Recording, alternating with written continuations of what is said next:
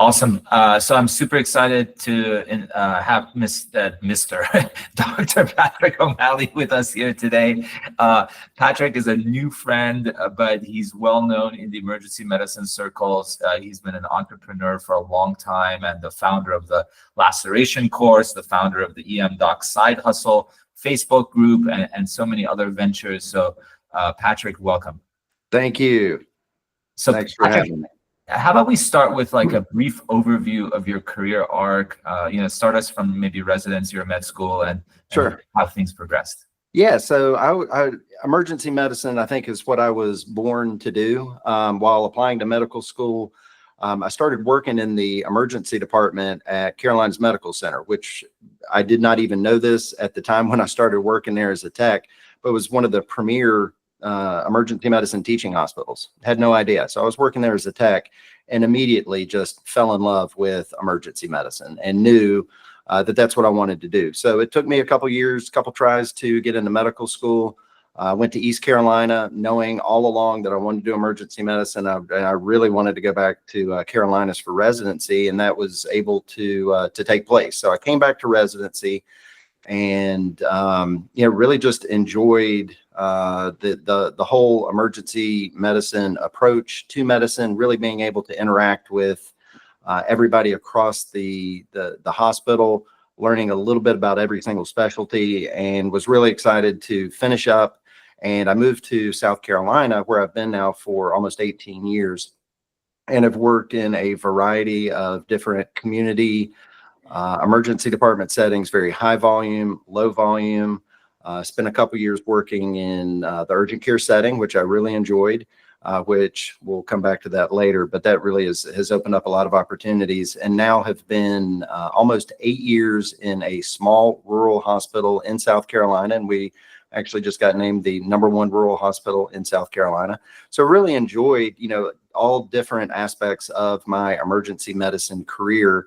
I'm closing in on 18 years now and have formally resigned from the emergency department. My last shift will be in June, and really excited for the next chapter. Congratulations. Wow. Congratulations. Thank you. Should we jump into the next chapter, or should we kind of get into how you started with some of these side hustles and we got here? Yeah, so the first side hustle really started almost immediately upon completing my residency. There was a good friend of mine from college who lived here in Columbia, South Carolina, and owned a medical laser business. And he reached out to me and one of my friends in the emergency department. He's like, "Hey, we've got this, medical day spa. Would you guys be interested in being involved and offering, some different aesthetic treatments, Botox and fillers and, laser tattoo removal?" I was like, "Yeah, that sounds like, that's kind of fun. I'm young, I'm single, don't have any other major commitments. So yeah, let's take a look at it." So took the steps, went through the training for some of that stuff. And it was very, very, very, part-time, 1 day a month, maybe 2 days a month.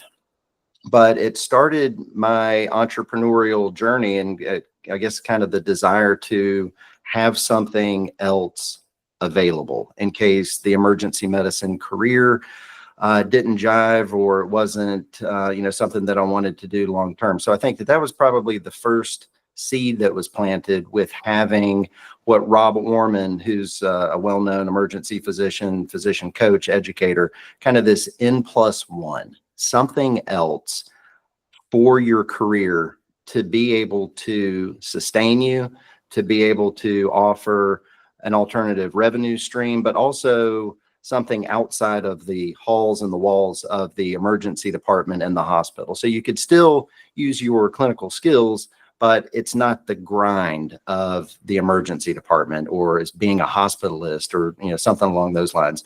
So started working with that, and I think we may have done it for a year or two, and it was fun. It was a great experience, learned a lot, but most importantly is it started helping me make connections. And even though I don't do that type of work anymore, I still stay in touch with a handful of people that I met during that process. In fact, I've got a call with somebody next week to discuss some aesthetic medicine things that really came through that opportunity that I had almost 18 years ago. So that was kind of the first thing that I did. And then fast forward, I think it was probably around 2013, right around the time that my son was born. Not a great time to try to pick up some kind of an entrepreneurial endeavor when your first child is being born. I highly recommend not doing that. But anyways, I started getting into some medical device development and connected with a few gentlemen here in my local area, and had this idea for a wound irrigation device. And, laceration management, which we'll come to a little bit more later, has always been one of my core passions in emergency medicine. I think that's one of the main things that got me interested in emergency medicine, was the ability to be able to repair lacerations and suture, and just kind of the fun aspect of that. So anyways, we started playing around with some wound irrigation ideas and 3D printed prototypes, started shopping it around to a handful of different companies. And eventually we found a partner, which was Centurion Medical Products.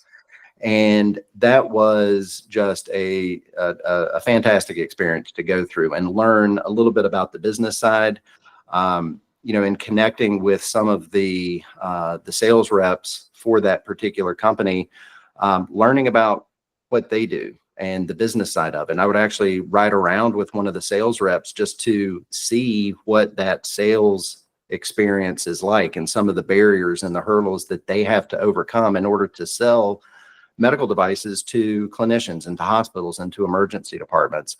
So again, making those connections. Some of these reps, they had never spoken to a physician who was willing to not, yell at them. It's, just the kind of that, that mindset. I think a lot of reps, are used to, being told no and no all the time. But I just said, yeah, I'll run along with you. I was able to give them some insight from the clinical perspective about wound irrigation or other things in the acute care side of medicine.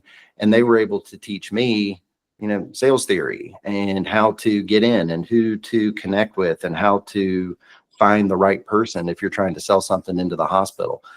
So again, a lot of those people that I met in that process, I still keep in touch with and can reach out to on a moment's notice if I've got a question about something in, with sales or medical devices in general. Another thing that was really important for me that happened at that time, I remember sitting in the Columbia airport getting ready to fly up to Chicago, and that's when I signed up for LinkedIn. And that was another very key pivotal decision that was almost 12 years ago. And just the opportunities that LinkedIn has provided for me, and the importance of that for anyone in their entrepreneurial journey is really an important aspect of one's entrepreneurial journey, is to be involved and be present on LinkedIn. So any questions about that? Anything you want to expand on? I guess one of the things a lot of our students wonder around, that first thing that they want to do, how close or far is it from their core activities, right? So like aesthetic medicine, I would say it's like medium far, and then versus irrigation of wounds and things of that sort is a little closer. But I don't know, you tell me, as folks are looking to transition into the next phase of their lives, should they challenge themselves with taking something that's a little further away from day to day, or take the next thing that's like right around the corner? That's a great question. And I think I've learned a lot about this from this EM Doc side hustle Facebook group that I actually didn't create it. I moderate it and came in and have really been able to help it grow. But the things that this group are doing is just absolutely mind-boggling. There are people who have started scrub companies. Anthony Guinness with Salea Scrubs. Kevin Spencer created Ring Rescue. There are people who are doing aesthetic medicine. There are people who are doing coaching. So the sky is the limit with what you can do with your medical degree. Now, we are obviously limited by, licensing, credentialing, and things like that. I can't go in and do, cardiothoracic surgery, but, if you are being smart, you're being safe, you are, doing all of the things in the correct manner, there are other things that you can do with your medical license. There are people who are doing ketamine clinics. There are people who are doing, coaching, all kinds of things. So I think if you've got some kind of an interest, it's definitely worth exploring. Now you have to be smart about it. You have to be safe, and you have to, comply with, everything from a licensing perspective. But I don't think that we should limit ourselves to, I'm an emergency physician, that's all I can do. I think that mindset has been blown out of the water. And if there is something that you are interested in doing, you should absolutely 100% pursue it. And, talk to other people who have been doing that. And that's something that I really try to harp on in this Facebook group and emergency physicians who I speak with on a regular basis. If there's somebody who is doing something similar to what it is that you want to do, reach out to them. Every single person you reach out to, I would say 95% are completely willing to talk to you and ask questions. Get advice, find a mentor. As soon as we leave residency, the whole concept of mentorship, it's like it's in our rear view mirror. And I think that that's something that definitely holds us back and prevents us from growing.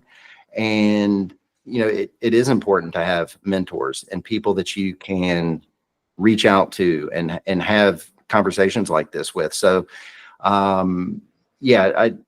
if there's something that you're interested in, absolutely pursue it, and just do it in a smart manner, and reach out for advice, recommendations, and assistance. Yeah, I want to echo some of this. I think like the obvious answer to Reza's question is start with something that's adjacent. Mm-hmm.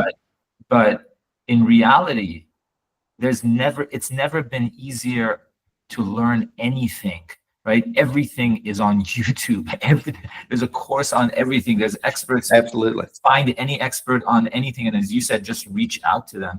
I had a random person reach out to me yesterday on LinkedIn saying, because I spend most of my time building AI software now. And he said, I heard you built something around medical records summarization. Can I chat with you? And I just gave him my phone number. We just chatted, for 45 minutes yesterday while I was on a walk. Like, there's no excuses anymore. There's not. And there's not magic, right? Like, you can do a deep dive on any topic if you're willing to put in the elbow grease. There's no excuse. Just learn. And if that's what interests you, then go do it. And absolutely. And make it happen. I think what I've learned with this side hustle group is there are so many people who want to do something else. And, something as simple as joining this Facebook group. They come in, I'll post something on like EM Docs, and 30, 40, 50, 100 people will join this group. They come in, and then everybody's just standing there. They just come in. And it's the analogy I use, it's like 7th grade boys at the junior high dance. Everybody's so excited to get there, and, oh man, all the cute girls are going to be there. This is going to be awesome. And then they get there, and it's just, they don't engage. They don't put themselves out there. And I think that there is a genuine fear, imposter syndrome. They don't know where to start. And that's what really gave me the impetus. And Alex, I think I shared some of this with you, is I put together a survey for early stage emergency physician entrepreneurs on SurveyMonkey. 17 questions. I think we got 142 people to fill out the survey. And the number one barrier to them getting started was, I don't know where to start. I mean, they want to do something, but there's just this, oh my gosh, I don't even know where to begin. I have no idea. I don't know where to start. And then the second biggest barrier is, I don't even know what I want to do, but I know I don't want to keep doing what it is that I am doing. Yeah. So defining what your niche is, what your interest is, you've got to start somewhere. And you've got to get engaged. You have to start putting pen to paper. You got to start having conversations with people and fleshing out what it is that is of interest to you. And you had mentioned the something adjacent. And there's an example. There's a gentleman, emergency physician, James Woodson, who discovered a problem with EMS communication to the emergency department. And that led him and several other people to create Pulsera, which has grown and grown and grown into this incredible company that is taking on, pre-hospital communications. So as an emergency physician, identified a problem, and then has created a company, has left clinical medicine, and is now solving problems on a daily basis that impact thousands and thousands of people. So, taking that interest in solving that problem, EMS, now he's, got an incredible company and an alternative career that was not on the radar when he first started, emergency medicine residency, a number of years before.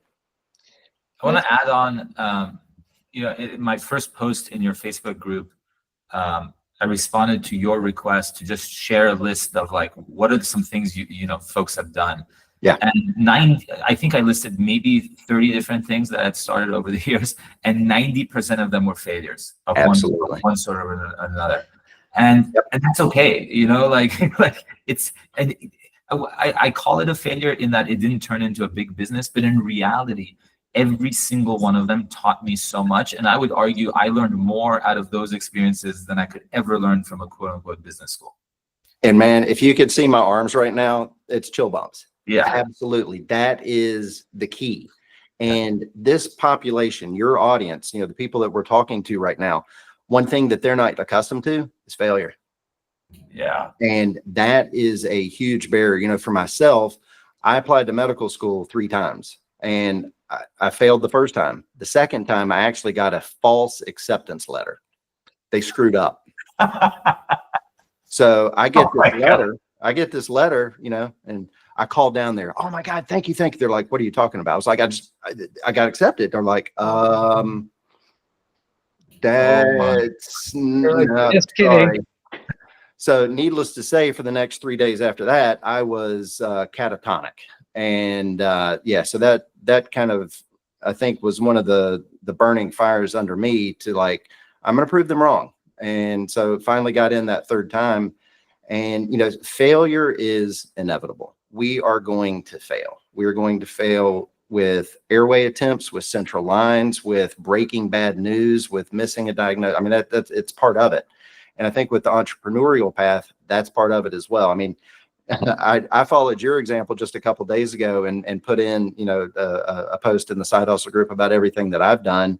And, some of these, the wound irrigation device, that company ended up being purchased by another company, and it's gone nowhere because they haven't put any time, effort, energy, or money into marketing, despite me saying, hey, I'll fly up on my dime and help with marketing materials and videos. I'm the guy who created it. I can help make this successful. Nah, not interested. All right. That was a failure. Actually, I've got one of them right here. So during all of the wound irrigation, sorry if we're going on tangents, but no, tangents are great. No, that's great. Yeah. So right when that wound irrigation device was being, coming to life, my wife was breastfeeding and pumping. So I came home from a shift one day and she was sitting there with her cell phone light, trying to visualize if any, breast milk was coming down. I was like, this doesn't make sense. So I went out in the garage and I took a pool noodle and I cut out a piece of foam and I stuck a thumb light in the back of it and then put that into the back end of the breast flange, turned it on, and I could literally see the stress melt off of her face. She was like, oh my God, this makes things so much easier. So that's when Lactalite was born. And I was working with the same group of individuals. And we said, okay, yeah, let's put it together. And our whole goal all along was just to get the IP and sell it to a breast pump company. I can't tell you how many phone calls, emails, Zoom call with, I think actually that was probably a little bit before Zoom came along, flights all across the Midwest to meet with breast pump companies. And we said, you know what, we're just going to do it ourselves. Huge mistake. Biggest lesson that I've learned is if you're having to put that much money into a product, at least for me, with, having a young family and a clinical career that I was still trying to maintain, the medical device world is hard. And I should have stopped right there. But I had a lot of other people. There were a lot of promises that were made that never came to fruition. And I should have stopped. And I think that there was part of the pride and the ego, and the guy who had to get in, apply to med school for 3 times was like, screw it, I'm going to prove them wrong. And I should have stopped right then. Yeah, I think there's Still something. got it. Still got it right here. I, Selling on Amazon now, but yeah.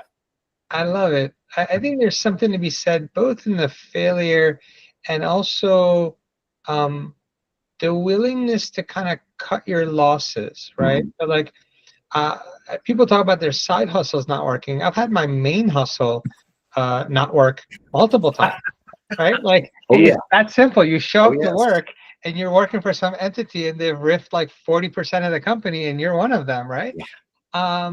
The first time it happens, my wife like takes off from work, comes, let's grab lunch, are you okay?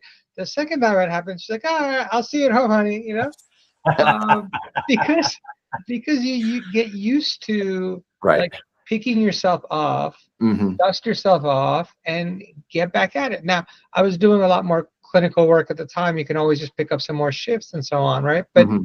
even now, um, there are times where you're going down a path, it's a year or two in, and you're thinking, the opportunity cost of my time is worth it. Alex and I've talked a lot about this. Like, so would love to get your thoughts on when do you decide that quitting is a good thing? Like You know, quitting a project or quitting your quitting a career. project, A project. quitting a Yeah. side hustle, right? Because like we've all been taught, like we tell our sports Hmm. athletes that you got to persevere and put in the hours Right. and never quit, never say never, right? But Hmm.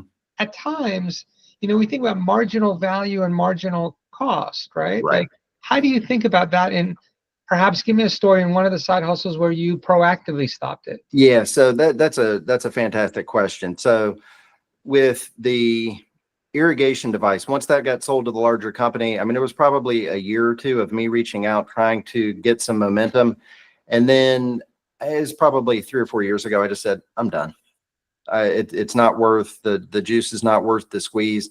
So I think when it's starting to create, any sense or feeling of, just desperation or despondency, depression, anxiety, when you realize that it's out of your control, give it up.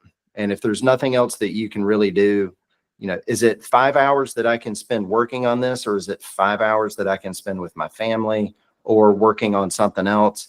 If you're asking yourself those questions, it's probably time to give it up and move on. One of the things that, yeah, I think when the joy is left, you don't really see a clear path to success, and you're just throwing darts blindly, then it's time to give up. I agree. I think, the three of us, we've all seen patients who are, circling the drain, or, to use some medical analogies. When you really know, when you can step away and talk to yourself in the mirror and just say, I think this thing's done, having that honest conversation with yourself and realizing that it's okay. If you have it in the back of your mind that this is not working, it's going to be a failure, go ahead and do it. Go ahead and just pull the plug, let it go, let it die. How long Yeah. does it take afterwards to appreciate the value of the things that you learn through that experience? For me, it's been at least a month of like rigor mortis and like this and that, right? Like, but like at some point you look back and be like, oh, I learned so much from that Yeah. job I was fired from, right? Like, It definitely takes time. I mean, there's the personal investment, there's the emotional investment into it. And when that dies, there is a sense of loss. And I think it's important to acknowledge that. I really do. There's something that you had a vision for, there's something that you had a dream for, and it didn't come to fruition. And there is a sense of loss and grieving that I think is with that. Not to mention the financial and the time side really stings.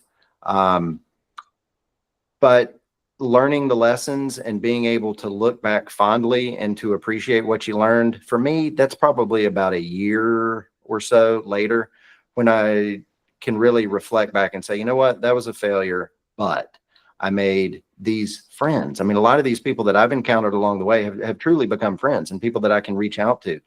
So I think everybody does that in their own time frame. I don't think there's a set time frame that all has to take place, probably depending on how painful it was from from different perspectives. But I've really tried to incorporate that into my whole process. If something didn't work out, really look at the bright side of it, and looking at the connections, the friendships, the relationships. Those are the most important thing. And the lessons that I've learned, it does take time, and I'm still learning lessons from those things for sure. Patrick, in my, many projects that I've built, most of which failed, one of the most important lessons I learned was how important it is to define from like day one exactly who the buyer of this is. Yes. And really like narrow that really well defined, and just what is the exact problem I'm solving for them. So in one of my recent projects, I was working with a disability law firm to specifically fix one specific workflow in their entire process. And being able to work with the buyer of the solution to like it made this project 1,000 times more likely to succeed, and it did succeed versus everything else that I've done. So like that's one of my biggest lessons, but what are the big lessons that you've learned? Yeah, so I very much so identifying who your ideal customer profile, the avatar is incredibly important. So one of the, and I'll be able to, I think, illustrate that a little bit better with the next example. So the thing that I took on several years after the breast pump light and the irrigation thing, I think we were right before the pandemic. It was 2019-ish, 2020 or so when this idea started coming into mind.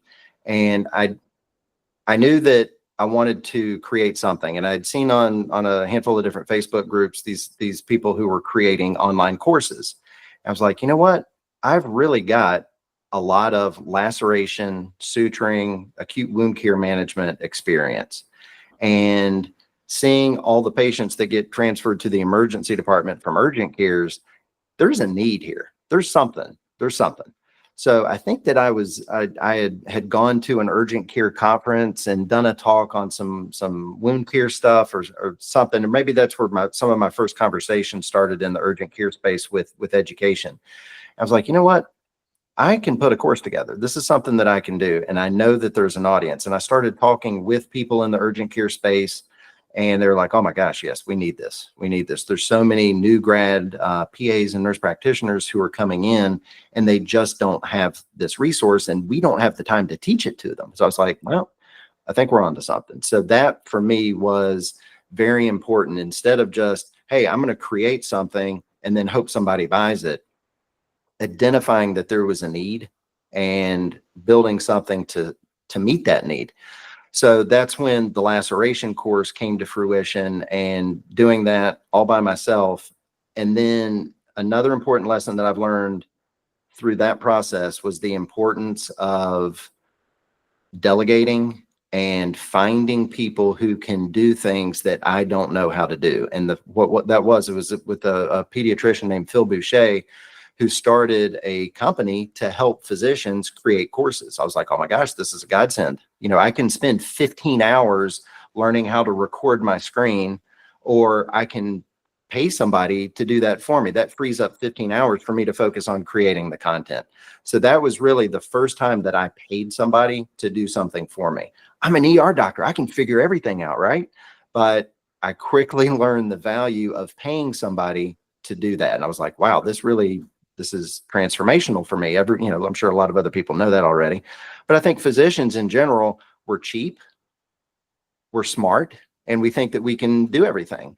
But being able to accelerate yourself faster in your entrepreneurial journey, I think a key component of that is hiring the right people to do things that you can spend that time doing what your key competencies or your core competencies are. And whether that's content creation, whether that's taking care of patients, or, whatever it may be. So I created this, Laceration Course, started selling a little bit. And then EB Medicine, who is an educational company that's very well known in the emergency medicine space, has been around for 25 years now. And we've had some collaboration and some discussions. We started talking, and they said, hey, we'd like to buy the Laceration Course from you. And based on my previous life experiences with, hey, we'll buy Lactalite or we'll buy the irrigation device, I was like, nope, not going to do that. But I would love to partner with you. And for me, that was the absolute best way to move forward to bring this thing to a larger audience. So at that stage, which was 3 years ago now, I realized the importance and the power of partnering with somebody instead of, for me to hire all of those people, I would have gone nuts. There's no way. And then, so, they bring in their skill set and then I bring in my skill set, and it's been a really great collaboration. And, yeah, I mean, we've been doing this now for 3 years. We're going through the whole process of revamping the course for CME reaccreditation. And it's just been a wonderful process and a partnership, working with them where we can both take advantage of our skill sets for maximum value. But I think the question that led to this little tangent here was identifying your audience. Our audience is urgent care. That's who needs this. So that's where most of our time, effort, and energy is spent. I'm on where I was very, very fortunate and blessed to be, invited to be involved with the College of Urgent Care Medicine, their board of directors. And it's opened up a lot of opportunities, but it's also created friendships and relationships that I treasure.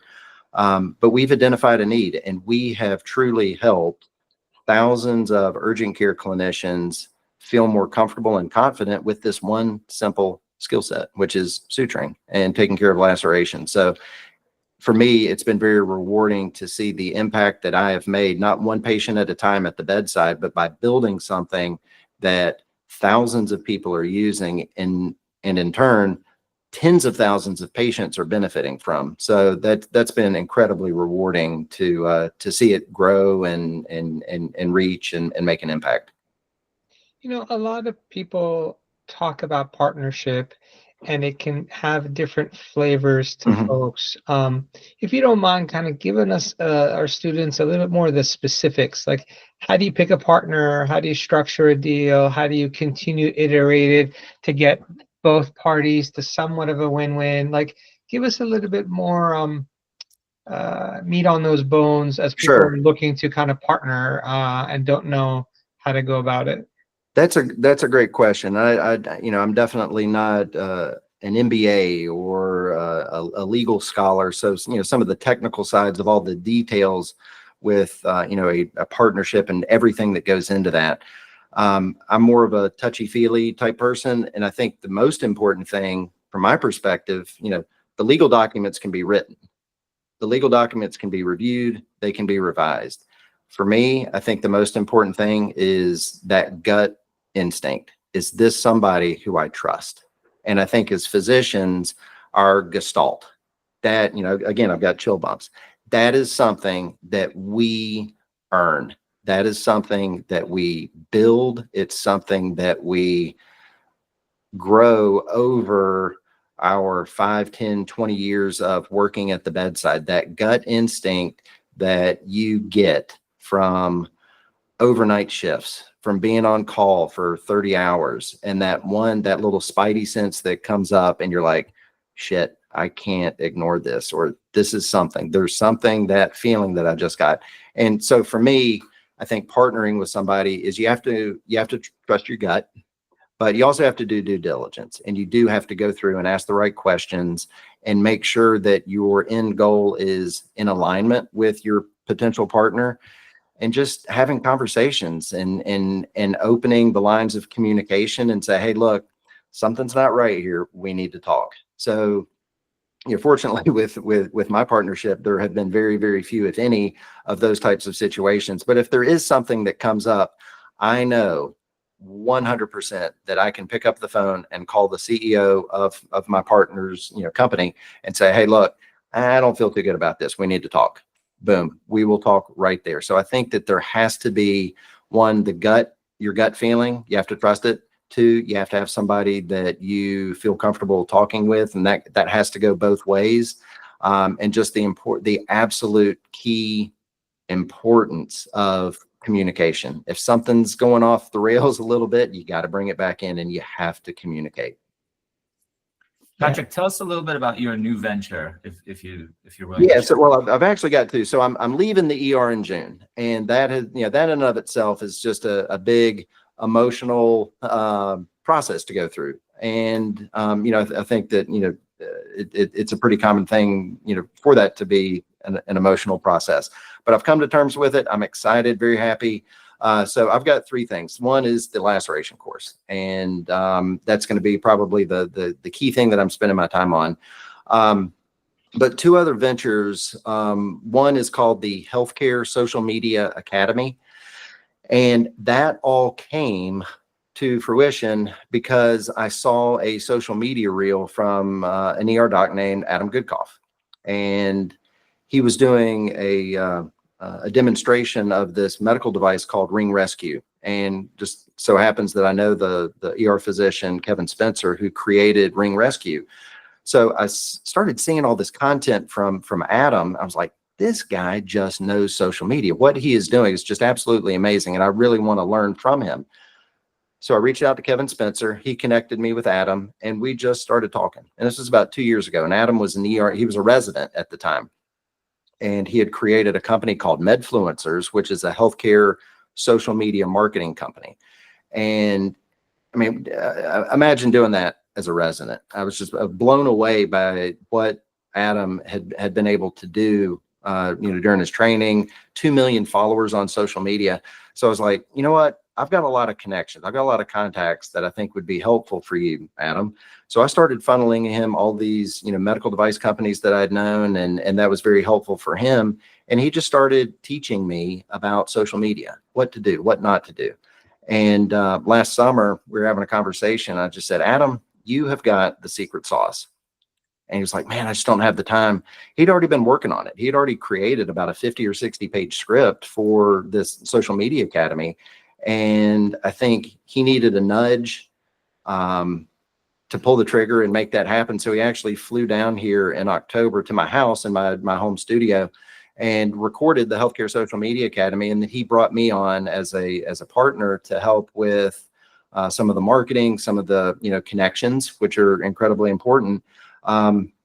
So we just launched last week. We've got 7 CME, AMA, PRA Category 1 CME credits through Oakstone. The course was built in partnership with Tulane University, and we are just absolutely excited to get this out to help healthcare workers who are wanting to improve their presence on social media, to get best practices, to be able to perform better, and whether it's to recruit patients, if it's to share the word about the research that they're doing, but also for institutions to be able to utilize their biggest resource, which is their employees, to be able to, put out more effective social media content to educate, whatever it may be. So that's the second thing that I'll be working on. And then the third is more of a passion project for me. The last year or so with this work that I do with the Side Hustle group, I absolutely love talking to early stage physician entrepreneurs and help them get started, to give them some pointers, give them some tips, kind of walk through and share some of the lessons that I've learned. I've worked with a handful of different coaches, and being able to take some of those principles that I've paid for and worked through some of this stuff with ChatGPT and LinkedIn and social media. I really want to see my colleagues succeed. And I think that that's really my driving force now, is to help them in their entrepreneurial journeys. So I created this entity called Shift Change, which, it's got a lot of different meanings to us in healthcare. It's when the tired people go home and the fresh minds come in, but also the shift that a lot of us have in our career and our mindset and our, quite honestly, just our desires. The choice that we made when we were 18, to pursue medicine, 30 years later, 20 years later, sometimes even 5 years later, we may not be the same person, and that's okay. So I really want to help my colleagues develop their entrepreneurial endeavors, and just kind of help them walk the path, and hopefully prevent them from having some of the same mistakes that I made. What a brilliant name, Shift Change. Yeah, I like that. Oh, that is just brilliant. Yeah. So the whole thing is, one-on-one coaching, and, creating resources to be able to, put out on social media for anybody and everybody to use. But the different coaches that I've worked with, which there's been probably 3 or 4 now, I really believe in the power of one-on-one coaching, to help people navigate whatever it is that they might be going through. So I think that will be an impactful way to be able to get people started. I love it. There's like a common thread through all of your new ventures, where you're the leverage point, helping magnify the positive impact on thousands of clinicians, and then even hundreds of thousands of patients. So really, really amazing. I appreciate that. Any final kind of comments, thoughts for the audience who is maybe early in their career? Thinking early. I was thinking about this just a little while ago, knowing that we were getting ready to record this. I'm an ER doc. I work with a lot of other types of physicians, but so I can't, 100% speak to the mindset and the experience that every other specialty has. If I could go back in time to July 1st of 2007, just graduated residency, I would have started investing in myself more so, investing in my retirement and all that stuff. But I wish that I had invested in myself with a coach, somebody that I could check in with, somebody that could help mentor me for those first 2 or 3 years. I wish I would have been a little bit more financially savvy. I did have a financial advisor, but man, when those first paychecks start hitting, there's so many things that you want to do, because it's, we have a life of delayed gratification. I wish I had been a little bit smarter with that. I did start looking for that N+1 that I mentioned earlier with the Botox and all that stuff. But I think coming out of residency, it's important to understand, healthcare has changed. Our job has changed. The whole landscape has changed. Understand that a 40-year career in medicine is not achievable anymore. I mean, that's very rare. So your longevity in your career it's got there's guardrails on. I mean, it's not you don't see any 80-year-old ER docs. You may see an 80-year-old pediatrician, but that's probably about it. So know that your career has a limit to it. Have something else that can generate revenue, and start thinking about that and start planning for it early on, I think is probably another key. So having a mentor, having a coach, and start looking and thinking about something else that can help take care of some of your financial needs early on. As the French say, that's the raison d'être of the entire course, right? Where that is the reason we exist, is to help accelerate that path for everybody. So amazing. And kudos to you guys. Kudos to you guys for what y'all are doing, and trying to help colleagues achieve this. So thanks for what you guys do. Thank you, Patrick. Thank you so much.